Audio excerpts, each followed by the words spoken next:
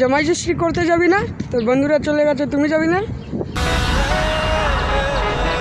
কি হলো? আরে বাড়া কি বলবো, অবস্থা খুব খারাপ লাগা। Oh my god.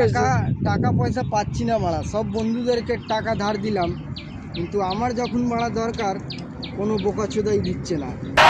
বাড়া কী করে যাবো জামাই ষষ্ঠীতে?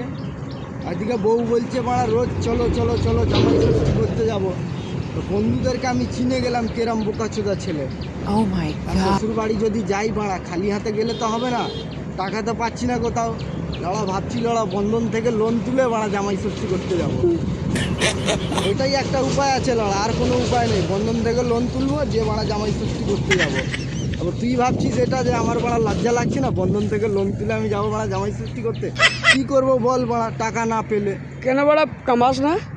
কাজ করে তো হচ্ছে না বাড়া, যা কাজ করে নিয়ে আসি সব লড়া বউয়ের পেছনেই বাড়া উড়ে যাচ্ছে। আজকে এটা কিনে দাও, আজকে ওটা কিনে দাও, তো লড়া করে হবে?